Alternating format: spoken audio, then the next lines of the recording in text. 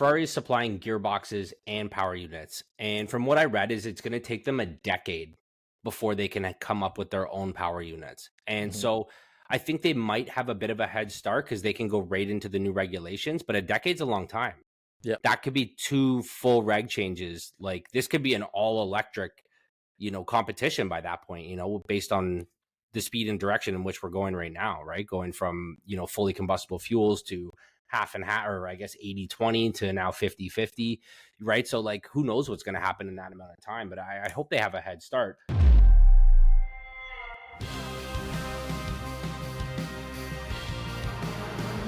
It's lights out and away we go.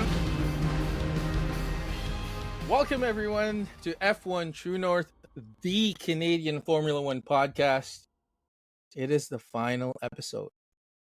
The final episode, guys. For the year. I'm The joined. 2024 season, yeah. It's not that last. Yeah. Okay. Relax. It is the final season for 2024. I'm joined by 2 of the greatest, if not the greatest, hosts in for F1 True North history. We have Tomas and we have the great Drew. We are missing the voice of reason, Walker, tonight for undisclosed reasons. But yeah, we're back. Final episode, guys. It's been a fantastic year, but just like any other year in Formula One, FIA always has to end it and prepare us for possible crap for the next season. So I'm gonna start this off with, and I'm sure like people who are listening to us and probably would want to have us talk about the rule changes that are happening 2025. We'll start off with there are going to be heat hazard declarations. So what does that mean? What that means is that just like the race that happened a few years ago when I think it was Ocon that threw up in his helmet because of the heat in the Singapore Grand Prix, and where Lance Stroll needed to be helped out of his car, so on and so forth. The FIA has now decided that for any temperatures that are exceeding 30.5 Celsius during a race weekend, teams would now have to add a cooling system in the car for the drivers. So what that would mean is there would be a weight increase of 5 kilograms for the car, yet again, which, the teams are already struggling with the weight and the way the car performs. And just to keep the drivers more comfortable and have the racing a little bit more viable per se, not to the point of almost killing the drivers. So with that, Drew, let's start off with you. What do you think about the new heat hazard declaration from the FIA? Listen, I'm all for keeping the drivers safe. I understand that just like any other sport and any other athlete, these guys need to be taken care of. That's why we put the halos in. That's why we have better helmets. That's why we have the bladder around the gas tank. That's why all these safety measures come into play. And every year we find another way to make things safer. I'm all for it. At what point is it overreaching? Like, have we had any issues with this before? We have one race a season. Does that necessitate having like a permanent fixture in the cars full time? And like now we have to change regulations. Now all the engineers have to do a deep dive for like one race out of the season. My thought process is don't fucking go there. Or maybe go there at a different time of the year, or there's other solutions, I think, than taking this step. That's just my quick 2 cents. Listen, like I said, I'm all for the safety of the drivers. I just don't know at what cost is this going to have for a very low benefit, for a one race benefit. Yeah, I tend to agree with Drew. As we talked earlier in the season, I think this is the only, or Singapore is the only race that we had in regards to like extreme heat that this actually has happened to the drivers, where they were nauseous and needed help getting out of the car and whatnot. I agree with Drew. I don't think, again, safety, all that good stuff, yes, I'm all for it, but for one race of the whole season for one track, don't go there. Switch, go at a different time. Have a night race. Work around it. I don't really see the benefit of this either. I think it's honestly kind of useless now. If we would have 3, 4, 5 tracks like that within the season, that with extreme heat and stuff like that, to that point what we had, that's a different story. But for one track, I think it's a little bit ridiculous to go that route. That's just my opinion, though.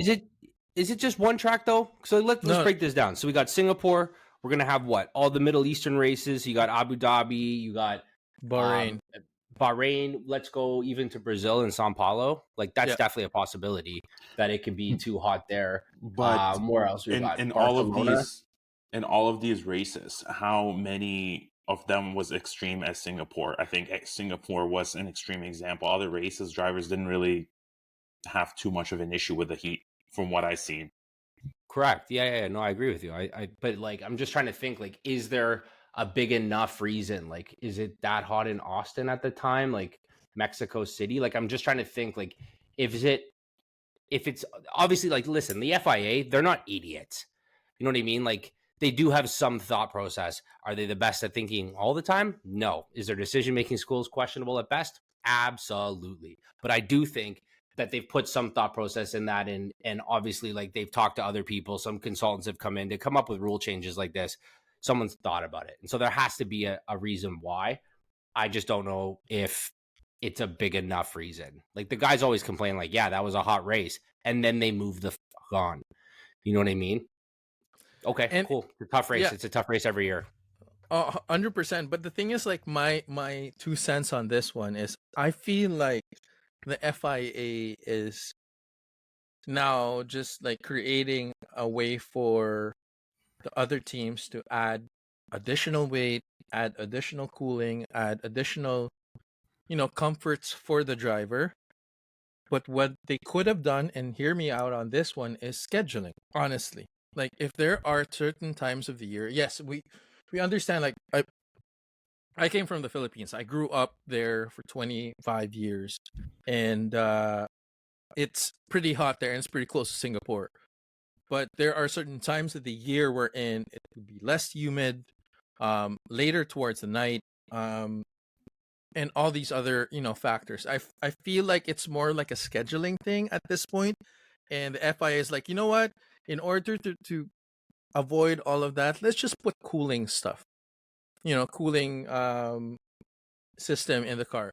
So does that mean, do we need to put heaters also during the Las Vegas race, or also in the Mexico race? So I'm like, I really don't understand. So, and I'm sure the drivers are going to be complaining, because now, amongst like the weight, like for example, Alpine, that's like struggling with the weight of their cars. You add another 5 kilos into that. What are they driving now? An Oldsmobile? What are they driving? Like an old Mustang or something? A big Cutlass. Oh, there you go. Or a Continental, like, or an Impala. Like, there could be a lot of things. But that's my point, though. Like, I feel like the FIA is just creating this like stopgap, or this like band-aid solution, and then let the teams deal with it, because we've done our part. Now they have to figure it out. I think too that like the FIA likes to make these small changes to give the engineers other things to work around. Yeah. Like, the FIA always gives a set of rules and regulations, and then the engineers take it and they do their best to interpret it to their benefit, right? So like, they're like, oh, well, you didn't say we couldn't do this. And so like, now they're just giving people, to your point, Ed, is that like, now these engineers have another cooling thing. So like, yeah, it's going to cool down the driver, but like, how can we get this to also cool down the engine? Or how do we get this to do this instead? Or can we turn this into some aero piece that helps us with downforce, or whatever the case may be? So I think that there's always things that the FIA changes that allows these engineers, who are arguably some of the smartest engineers on the planet, to figure out loopholes to make things different, especially because we're still waiting until the big 2026 reg change. Yeah. So next year it's like, what can we do to kind of throw another whatever in the pot to give these guys something to think about over the summer break?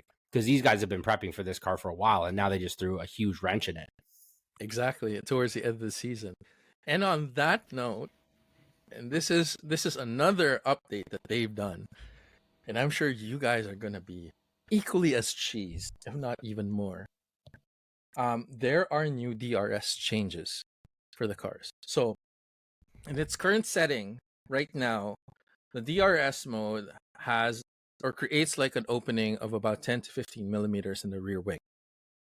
Because of how McLaren had multiple issues about the flexi wings, as they were talking about that a lot, they did not deem it as illegal. It was questionable, but now because of that, now they are adjusting the opening of the DRS from 10 to 15 millimeters to 9.4 to 13 millimeters. So what does that do? That gap of, or that advantage of 20 to 30 kilometers per hour is now going to be almost close to nothing. So again, just like as you said, Drew, here comes the FIA throwing something additional for the teams. And yeah, let's see how they can adjust to it. So what do you guys think about that? It can't be almost nothing. Because like at the current numbers that they see right now, they, on average anywhere between 15 and 30 kilometers an hour is what they've been experiencing in the most recent season. Yeah. Like there has been seasons, especially with like the new regs, like when they came out in 2021 or 2022, whenever those regs changed, we saw the DRS not do too much. Like I remember them getting like 10 to 12 kilometers an hour. And like, I can imagine it, if it's going to go to something, it would probably go back to that. Otherwise, why have the DRS? Like if they're going to take it away completely, it doesn't make any sense to have them fiddle around with all this nonsense in order to lose speed, right? So like I understand that a smaller gap is going to reduce drag reduction, which translates to lower top speeds. And even when DRS is engaged, if it's minimal, that's okay with me. Because if it's closer racing and everything's better, that's fine. I'm okay with that. But the DRS does help in a big way. Like the DRS came about because they wanted more overtakes. It was strictly an entertainment piece. And, what they didn't see coming was the DRS train stuff. So if this is going to stop that DRS train stuff and like might, kind of slow that down a little bit, amp up the competition, I'm all for it. We're not going to know until we see it.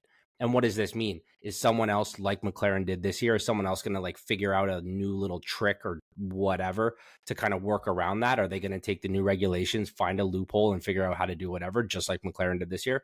Probably. And I would argue that Adrian Newey over at Aston Martin might have a good shot at that because he's a sneaky little snake like that. I like that. Tomas, what do you think? So from what you're saying in regards to the whole DRS thing, why are you doing that? Just essentially to get closer racing, I guess, from what I understand? Yeah, that's right.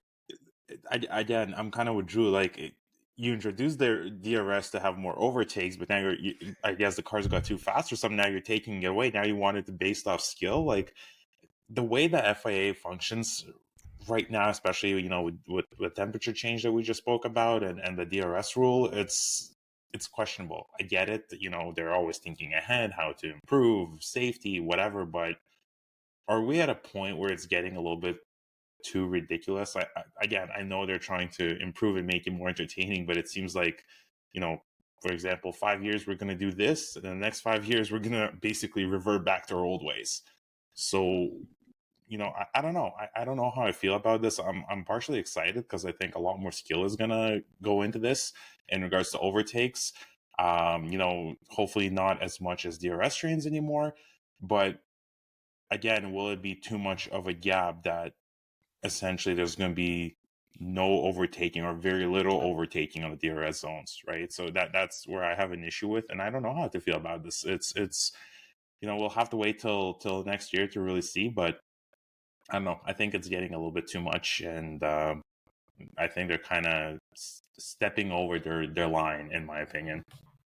Well, I think back to my previous point too, though. Like, I think the FIA, they just need to do something, right? Because like if they don't do anything, then this season's the new season 2025 is gonna start right where 24 left off. And not that that's a bad thing. I thought it was hyper competitive. I think it was awesome. If you listen to any of the interviews that Christian Horner made, that Max Verstappen made after all the award ceremonies, they think 2025 is going to be an absolutely killer season because Ferrari's caught up, McLaren's caught up, Red Bull's now dropping back into that. Mercedes was looking real nice at the end there. So like if you got those top 4 teams now all gunning for W's, that changes the game, right? Oh, Like if you yeah. took out all of Max's wins at the start of this year because Red Bull was still dominating, this would be a very different season. And so if 2025 starts off with, who knows, like anyone's game, and if Aston Martin picks up their socks with Newey, having his hand at the design game there, I think that it could be a 5-horse race, which changes everything. And that's ultimately what they're looking for. And I think that they might do these DRS things and put these engineering changes into it now so that next year they hit the ground running. And it's not unlike the FIA for them to go back on something. Like they might do this DRS change and then 3 races into the season, they're like, just kidding. We're going to go back to the old regs because they need the entertainment. Because like FIA is in cahoots with Liberty, and let's get real, this is all for entertainment. And if it's going to make this unentertaining, then they're going to switch that up real quick. Yeah, Yeah, money. it's all money, all money. And you know what? Like, come to think of it, Drew, I love that point that you mentioned earlier, that from the cooling system we're in, the engineers, once they find out that, okay, we need to add this in, now they're going to figure out, okay, what can we do in order to like elevate this additional regulations that we have? Like, for example, back in the day, I don't know if you guys ever remember, this is just too far back, like the F duct. For example, they used to have like a small duct, a small hole at the nose of the car, and then if they put their knee in a cover, right in the cockpit, they would make it additionally faster. And then the other one too from Mercedes a few years ago, where they would push and pull the steering wheel, which would add a little bit more camber. Yeah, that's another thing too. So who knows? Maybe if the cooling system might add your point, might add cooling to the car, might add cooling to the tires, could be cooling to anywhere. Could be another thing too. And then with the new DRS system, I mean, McLaren was able to pull off the flexi wings this year without getting penalized for it. Like, who knows? And on that one, based on like designs and whatnot, Adrian Newey, now in Aston Martin for 2025. Do you think, based on his illustrious career of absolutely fantastic designs, threading the line of legal to illegal to kind of like sketchy at that point, but he always produces fantastic designs in order to win, do you think Aston Martin is going to come back after their most abysmal season from recent history? You know what? I wish I wish yes. I wish the answer would be yes, just because I like Alonso, I like Aston Martin, and Adrian Newey. Who knows? We all know he's a freaking genius, and he might pull a white rabbit out of his hat. So I'm really hoping, but we will really get to see it. I think the first 2 to 3 races in the new season, we'll see what they're capable of. Like I said, as much as I would like for them to kill it right from the start, realistically, I don't really see that happening. Too early to tell. Do I have high hopes? Yeah, I do. Do I think Alonso and Aston Martin and Adrian Newey are going to be way more competitive than they were, this year, 2024, and they're going to be more competitive in 25? Yeah, I do. Does the other driver need to leave the team? Yeah, he does, because with what's his name, with Stroll at the driving seat as well, it's kind of pushing down the team. Do I see that happening? No, I don't, because since his father owns the team, he's going to be in that seat, and Alonso is essentially going to continue pulling the Aston Martin train. Yeah, you nailed it. Like, ultimately, Adrian Newey's a great car designer, the best of all time. Let's call him what he is. He's the greatest. But I don't think their amount of time that he's going to have at that Aston Martin is going to be able to shift gears that fast. I think the other teams are just too far ahead. Like, they were slipping backwards by the end of the season, right? Like, I don't think at any point in time did Aston Martin move forwards at all in the 2024 season. Do I think they're going to come out of the gate stronger? But then all the other top teams all have the same amount of time to move forward as well, right? So, like, unless somebody pulls out an absolute crapshoot, and whatever they do over the winter break is not going to be productive for their car, I don't see them being in the top 4. I think they're going to still be that 5th team, but I think that they're going to have a good framework for them to work on. And I don't know. I don't know if Fernando Alonso and Lance Stroll are the two guys to take an Adrian Newey car to the top. I think Fernando Alonso at one point would have been.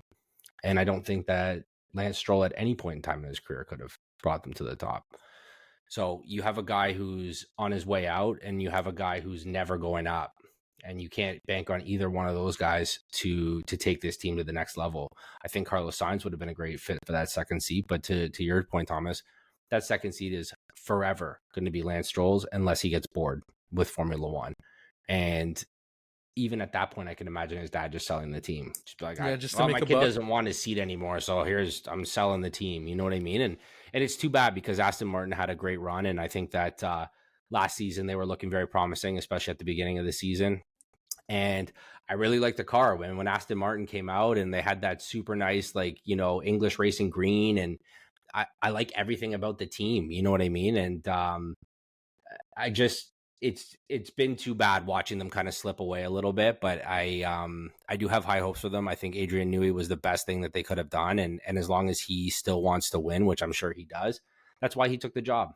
Adrian Newey he's an old guy. He could have very well retired, a very wealthy, happy man, and lived all of his dreams, racing boats, aeronautical engineering, all the stuff that he wants to do on his free time. He could have very well done that, but he wanted to stick around. He wanted a new project, and that was Aston Martin. They obviously gave him something or promised him something that no one else could. So that's where he jumped ship, and here we are.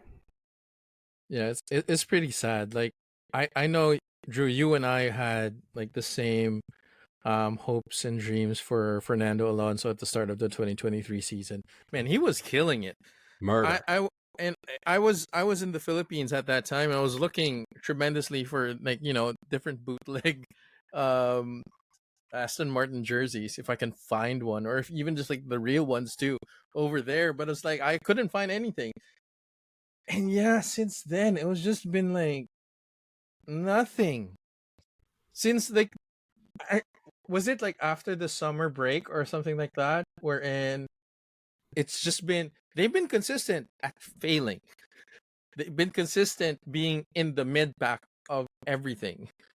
So I don't know. I do have high hopes because Papa Stroll has been on a rampage of just like hiring the best talent to put around his son and Alonso. So 2025, yes, might be a little bit too early to say, because they're probably not going to be looking into that. His gardening leave, I think, doesn't end till like the first quarter of 2025, so he won't actually be able to touch the 2025 car. Probably to think that guy's not at home making sketches right now for that Aston Martin car, you're crazy. No, he will be. He's definitely working on it. Yeah. But hold on. Before you move on, because I know you want to move on from this, but I'm going to pull you right back real quick. Go ahead. Right now, well, as of now, Aston Martin ended the year at 94 points. Yep. And Alpine ended at 65. So let's call that a 30-point spread. Now, without Alpine's absolute unicorn happenings in Brazil, when they got like huge points on that race, Alpine would have been nowhere close. Haas probably would have ended up in 6th place.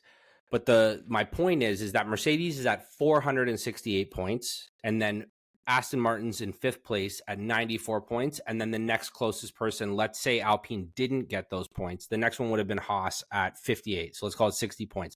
So that's a 35-point spread. And then ahead of them is like a 290-point spread.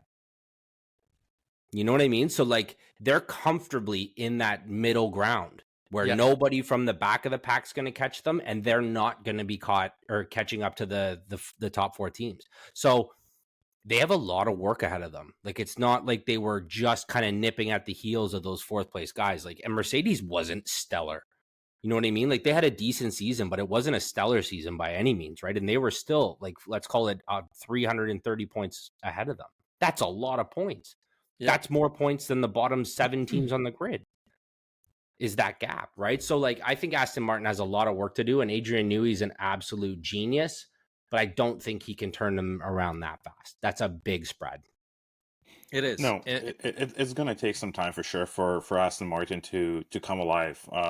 Like I said, I really want them to be competitive in 2025. And like you said, Drew, they might have their game up a little bit from this year, but do I see them, killing, like as you said, catching up to Mercedes? No, I think they're going to shrink that gap. They might be closer, but do I see them like overtaking them? No, no chance. Do you see any of the back markers catching up to Aston Martin if you want to look at it from the other point of view, like based on the other teams? No. I don't think so myself as That's well. what I mean. They're in that like 5th place limbo where they're not good enough to be at the front and they're not going to get caught from the guys at the back. Like I think so they have time. They do have time, yeah. They have lots of time. But like, how long do you want to sit half-mast? Like, how long do you want to sit in that middle aisle? You know what I mean? Like, you want to be at the front of the plane or the back of the plane. I don't want the fucking aisle seat. But you know what? I think that's a very good position now, because now they're not expected to exceed and like really compete with the top guys, but they're not going to be in the bottom of of totem pole of the teams. So now they can test and tune whatever they want with Adrian Newey being there. Let's go nuts. I mean, Papa Stroll's throwing so much money into it as well, so might as well go test and go crazy. And normally I would say here too, like, Aston Martin didn't have a 2-horse race. Like, there were never 2 guys in the race. Like, you have Lance Stroll, who's barely finishing races, and then Fernando Alonso's doing his absolute best with that. But I would argue this year, it wasn't that great. Like, Fernando Alonso was constantly fighting for like 8th, 7th, 6th place at best. And like Stroll was getting that like 9th, 10th, 11th place kind of thing. So like they weren't even that far off. Like, it wasn't like, well, look at Perez and Verstappen, right? Like, that was a gap. That was a spread. Where like, I think Lance Stroll and Fernando Alonso were a lot closer in that battle. And like, if they have a better car, would they consistently both get points? Yeah. Would that put them ahead of a lot of those bottom teams? Sure. But they're not getting podiums, which means they're nowhere close to even Mercedes in 4th place. No, so back to that same point, right? Yeah. What I also kind of noticed when Alonso joined AMR, it seemed like he had that fire, that passion to, go with the team and perform. And he started off like fairly strong, in my opinion. And as the races went on and he, I guess, wasn't, getting what he wanted out of the car, wasn't getting what he wanted out of the races, you could kind of see that decline almost. Now, was it through a fault of his own? I don't think so. But it just like, he almost like lost confidence in the team and the car in a sense. And just like, like you said, Drew, fighting for 7th, 8th, whatever the case might be. So that's I hope that changes in the new year. Yeah, very reminiscent of the 2008, 2009 season when he had a small stint in McLaren and went to Ferrari after. Or no, I think he went back to Renault, if I'm not mistaken on that one. Feel bad for the guy. I mean, to your point, Drew, like, I think he's at the twilight of his career. He's just like, he's milking it as much as he can because of his, notoriety as a two-time world champion. Maybe he's going to try to gun for a 3rd one in 2026. Who knows? But yeah, I agree with you. I think he's at that point now we're in. Either he's going to try it with Adrian Newey and probably walk into the sunset. It's the last blast. Yeah, I agree. Well, on that note, 2026 regs couldn't come any sooner, but we have to get through 2025. But another update for 2026. Ferrari is going to supply GM with power units for 2026. Wow. I thought they were going to come out with their own power units, but I guess not. Too soon to say. What are you guys' thoughts on this one? Ferrari being the supplier. From what I read, so the Ferrari is supplying gearboxes and power units, and from what I read is it's going to take them a decade before they can come up with their own power units. And so I think they might have a bit of a head start because they can go right into the new regulations, but a decade's a long time. Yeah, that could be 2 full reg changes. Like, this could be an all electric, competition by that point, based on the speed and direction in which we're going right now, right? Going from, fully combustible fuels to half and half, or I guess 80-20 to now 50-50, right? So like, who knows what's going to happen in that amount of time, but I hope they have a head start. That being said, I'm sure they're pumped because Ferrari is looking spicy. So if they are taking power units from anybody, I'm sure that they're really excited about that. And if anything that I read and read is true, Mercedes got that new 2026 regulations on lockdown. Whatever they got going on in that engine, that's why Alpine jumped on board, and they are pumped about it because they're like, well, we clearly can't make an engine, so let's just jump on board with Mercedes, who, you know, from what I've been hearing, has a wild head start. And on that same information, Red Bull's struggling because they're trying to put out their own engine for the first time, and they are just absolutely bombing it. So, but that's all, who knows, speculation. Like until 2026 starts and you see these new engines, new regulations, all that kind of stuff, cars are getting a little bit shorter. They're getting lighter. They're changing the game. So like everything's going to be up in the air. Who knows? Maybe Williams is going to be at the front of the pack. Haas is going to be fighting for W's. Who knows? Probably not, but you know. So again, I was under the same impression, thought that GM is gonna bring their own stuff. It's kind of interesting they went with Ferrari. That's definitely gonna be put them in the competitive lead with other teams, I think. To Drew's point, you know, kind of touching back up a little bit again, cars are getting lighter, they're getting shorter. Same thing. You see where we're coming. We came from short light cars. We went to these big fat pig things on wheels. Now we're going back. So I'm excited. I hope it's gonna spice up the grid, spice up the teams, gonna bring in some more excitement, more new fans, and yeah, looking forward to that. Bring back the V10s. Just bring back the V10s. That sound. V10s, V8s, yes. Nah, V10s, dude. The V10s are just like. See, if they bring back the screamers. V10s, they're just gonna have the V10s, but it'll be like 80% electric, 20% petrol. So even if they do bring back a V10, it'll only be like a little whamp from it. Yeah, to me, it's more about the sound than anything else. Sure. It's just the sound. If you're at home watching this anyway and you're not at the race, just turn up the volume, bro. Who cares? Yeah, true. But I miss the sound of the V10s and the V8s. So full disclosure, didn't watch Formula One during the V10 era, so I don't miss anything. Man, dude. I know. Like, I've seen the videos. I listen to the podcast, bring back V10s. I get it. But like, it's whatever. We're here. We're now. Let's whatever. You can wish upon a star, but like, why didn't you just bring back the V14s? Who gives a shit? Is there a V14? No, I just made it up. I thought it was like, does Drew know something I don't know? Well, guys, you know what? It was a fantastic season. I mean, I know I've said this at the start. I've said it for how many races already, but what are your final thoughts as we close down 2024 and looking forward to, what do you look forward to in the 2025 season? Easy answer, man. Lewis Hamilton wearing red. Yes. It's going to be a total game changer. It's going to be so spicy when all the promo vids and all that stuff starts coming out. Q1 next year, Q2, the races start. It's going to be absolutely awesome. And I'm cool with it. Like, it's whatever. Like, I try to be as bipartisan as I can in terms of like who my favorite teams are, drivers, all that kind of stuff. We run a Formula One podcast. I can't love or hate anyone. It's whatever. You know what I mean? I just want to see good racing.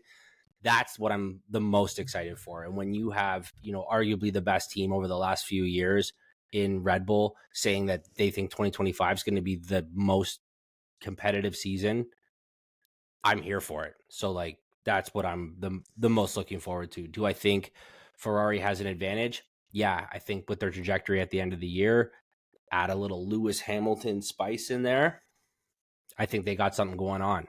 That being said, you have McLaren, who won the Constructors' Championship. As of right now, we don't know. Apparently the FIA can call that shit back. But as of right now, you have McLaren with Oscar Piastri and Lando Norris. That duo is incredible. That I would say that might be my favorite driver duo. Like, those guys are awesome. And we saw them work together this year with some real teamwork. And like, you know, Lando handing that W back and like, you know what I mean? Like they played it right this year. And like, you saw those guys hate each other as much as teammates need to hate each other, and then also work together as much as teammates need to work together to accomplish a mission. And they did it. And so I'm looking forward to that. Now you got Max Verstappen, arguably the best racer on the grid, with a a question mark beside him. Who's going there? Is it Liam Lawson? Is it Yuki Tsunoda? Those are the two big names that are coming up. It's definitely not Sergio Perez. I can tell you who it's not. And then you got Kimi Antonelli at Mercedes. So you got this new kid on the grid in a big team, right? So like this is 2025 is going to be fire. You can say what you want, but I think it's going to be lit. Yes. Yeah, so for my perspective, what am I most looking forward to 2025? The drama, man. The switch up in the grid. Like Lewis going to Ferrari, these new rookies coming in. It's really spicing up the playing field, right? And it's going to be very interesting to see where, our old teams go in the new season with these rookies, whether that be, McLaren, Ferrari, or Red Bull, or Aston Martin, or even Haas, right? So a lot of switch up, a lot of new faces, lots of drama. Looking forward to that. Hopefully, an explosive finish to 2025 before the new regs. That's what I'm really hoping for. I think that's what we're all hoping for as fans and as enthusiasts of the sport. Oh yeah. I mean, look at the young drivers. Bortoleto. You have Doohan. You have Kimi Antonelli. You have Ollie Behrman. And then there's like so many changes that are happening. Liam Lawson finally has a seat. He's gonna try to prove himself even more for a full F1 season. And yeah, man, like honestly, if they continue what they started or what they ended with this year into 2025, you're right. Like Red Bull is, on the money on this one that 2025 is gonna be this season of seasons. End of regs. Everyone's now equal playing field. Now we'll find out who's the best driver, who's the best team, who's going to take it all the way to the end. But you know what? If you're looking at Lewis Hamilton, I'm going to look at my dark horse, Carlos Sainz, for Williams. I know that it's a lackluster team. I already know that. But he's bringing some really good money with him with Santander into Williams. And I'm really hoping that he'll be able to bring up that team into the level maybe of Aston Martin, taking it to Aston Martin. Too soon to say. We'll never know. But no, we will know. We will know. They're not gonna make it. Is that what it is? Know. We will know. No, we're gonna find out. We will know. No, we'll never know. We will know. Okay. I'm pumped about the season though. Yeah, I'm pumped. And like the more you guys talked about it, the more excited I got. And like, you were naming off all the rookies. And like, if we consider Lawson a rookie, that's 5 to 20 drivers. That's a quarter of the grid is a rookie. That's exactly. 1 in 4 cars has a brand new driver in it. That's terrifying at the same time. Like exciting, but like there's going to be some racks. But here's the other thing too. What if Perez leaves, Lawson and Tsunoda secures the seat, Hadjar joins the rookies, and that final race in F2 between Hadjar and Bortoleto, he lost that because of like a mechanical malfunction. So if they continue that battle, oh my God, 2025 is going to be absolutely insane. So yeah, on that note, guys, it's been a fantastic 2024 season. Walker, we're sorry that you're not here, but you know what? We'll see you in 2025. Everyone, thank you again for all of the support. But please, go into the Discord. Go on YouTube. Go on Instagram. All on the socials. You know where to hit us up. And this has been a fantastic season with you guys, and thank you for all of your support. Any final words, guys, before we sign off? Nah, man, we'll see you guys in a couple weeks in 2025. Hell yeah. There we go. Peace there out. We go. All right, everyone. Thank you again. Happy New Year, and we'll see you in 2025.